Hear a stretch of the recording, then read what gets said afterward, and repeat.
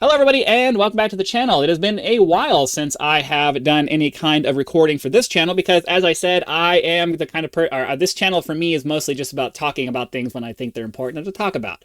And for a little while I haven't had anything pop up that's made me motivated to make a video. But today we have Elon and Trump fighting each other over this big, beautiful bill that has been in the works for a little while. And I have some things to say about it because if I'm perfectly honest with you, I land on the side with Elon. I have said over the years I'm not necessarily the biggest Trump fan, but if I had to choose, and I don't really like the Republican Party in general, but if I have to choose between the policies that the Democrats promote versus the policies that the Republicans generally tend to promote, I'm going to lean Republican because I like what they say better than what I like what the Democrats say. In reality, I tend to move more towards libertarianism. My philosophy on life is that people should be free to do whatever they want up until the point that they start negatively hurting somebody else, negatively impacting somebody else. That's where I land on things, and so I generally lean a little bit more conservative because of that.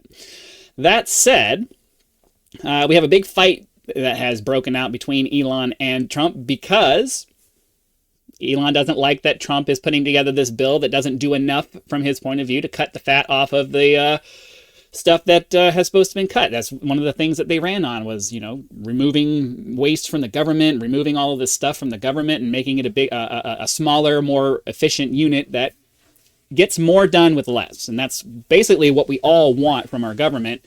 Unless you're, really far on the left and you think that the government should do everything for you. I don't understand that mentality, but there's people out there who think that. I agree with Elon when I say that this big, beautiful, there is no such thing as a big, beautiful bill. We need to get back to a place where individual issues are handled individually, separate from everything else. The fact that important issues are used as bargaining chips to get certain other things done is a very bad way to run a government.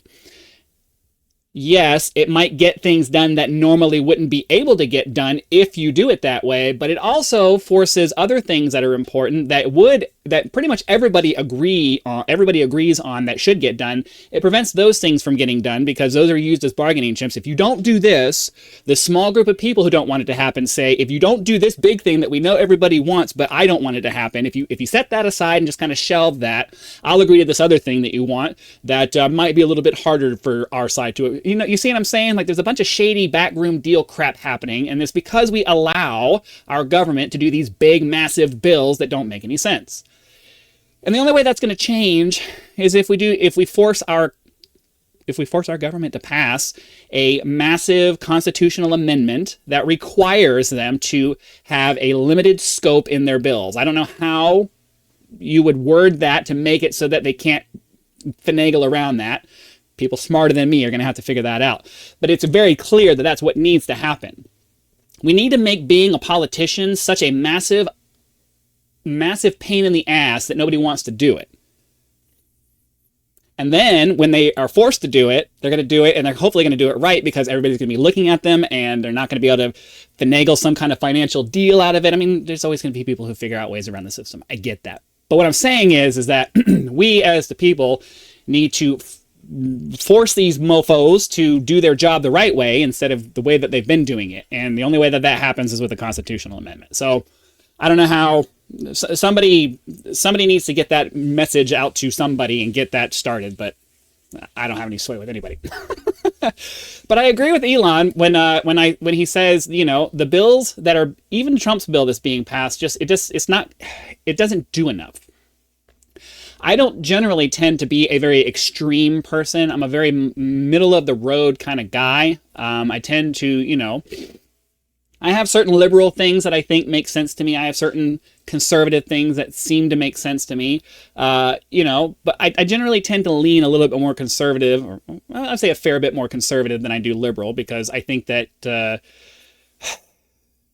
well, we won't get into that.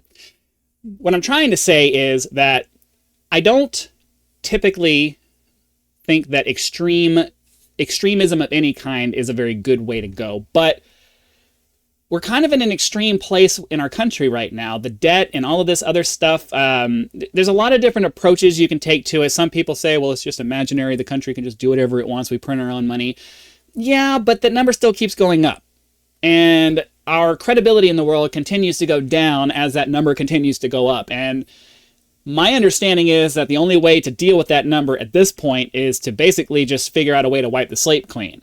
And as a private citizen, what do we call that? We call that bankruptcy. That is the most extreme financial decision that a private citizen can make once they realize that their debt has gotten away from them. They've lost complete control over it. There is no possible way they could ever realistically pay it back. So what do? Bankruptcy. And for 7 years, you have crap credit because you had to declare bankruptcy. And there's massive consequences, and your ability to do financial things becomes much, much harder. And you have to go through a lot of pain when you go through that situation. And it feels like America has been in that situation for a very long time, and we just refuse to recognize it. And what bothers me is that especially our generation, my generation, the millennial generation, has been complaining for a very long time about how we don't want to pass this on to our future generations. And it's our turn.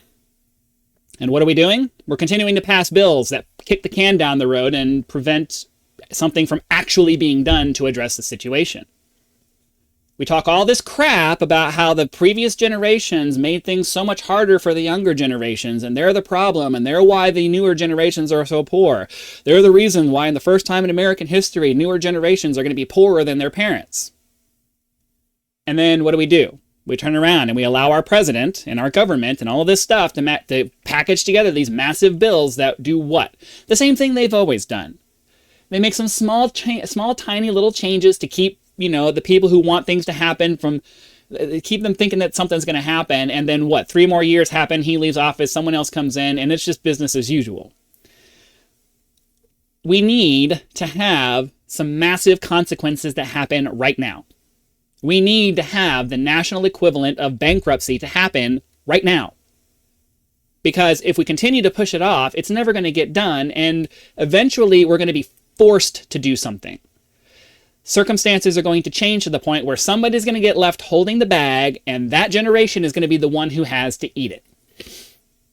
So, we can be selfish and say, well, we don't want to be stuck with that. We don't want to have to live with the consequences of that. We'll just keep pushing it down the road and hope that, someone else gets stuck with that, which makes us just as bad as everyone who came before. And if you think that way, you're just as bad as everyone who came before. Or we can step up, take responsibility for the situation that we're in, say, you know what, this is going to suck real bad, but this is the reality that we live in, and it's time to stand up and actually do something about this. So how about we just wipe everything clean? And whatever that means. I don't really know what that means, but no matter how horrible it actually will be in reality, sometimes you got to live with reality. Sometimes you can't just push it off anymore. And sometimes it's better to do something about it when you have the ability to make decisions about it rather than having it forced on you later. So, I don't know. The reason I wanted to make the video is not to talk about Elon versus Trump, and it wasn't necessarily to, talk about this specific bill. It's just that this specific bill kind of highlights my viewpoint on how the problem with the way that big government like this happens. Rather than addressing individual issues and spending things on the things that everybody cares about, we end up spending a lot of money on the things that only some people care about, and the rest of us are forced to pay for it because it's all packaged in this hard-to-read, ridiculous conglomeration of words that nobody looks at.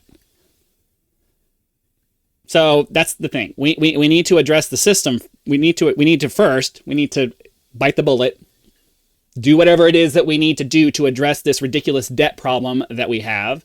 Whatever the national version of bankruptcy is, as much as we don't want to, and as much as the financial people are going to tell you that it's the absolute worst thing we could do, I'm sorry. A country is very much like a person. A country's finances is very much like a person's finances. If you spend like crap, there's going to be consequences, whether you want them or not, and they're coming.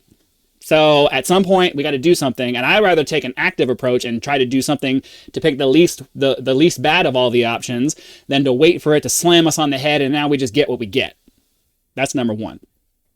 But number two, to prevent it from happening again, there absolutely needs to be some kind of an uprising with the people where we require, we don't just suggest, we don't just politely ask, we demand from our government, from every level of our government, that you will pass some kind of constitutional amendment that makes it so that these massive bills can't happen anymore, that deals can't happen anymore, that if you're caught doing a deal, you're going to jail.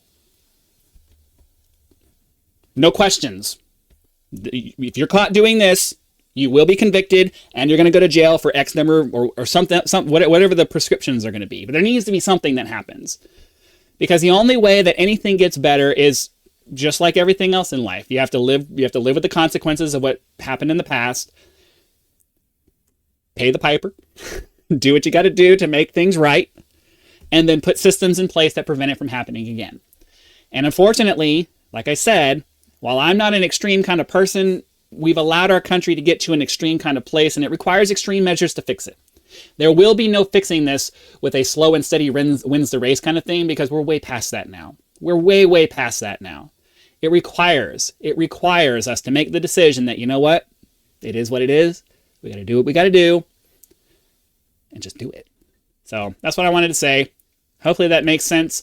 Be sure to click the like button, subscribe to help us reach our first 1,000 subscribers. Although this channel is going to grow very slowly because I typically go for very long periods between videos. But help me out by hitting that subscribe button anyway. So again, thanks for watching. Be sure to come back for whatever the next video might happen to be, or whenever it might happen to be. And I'll see you then.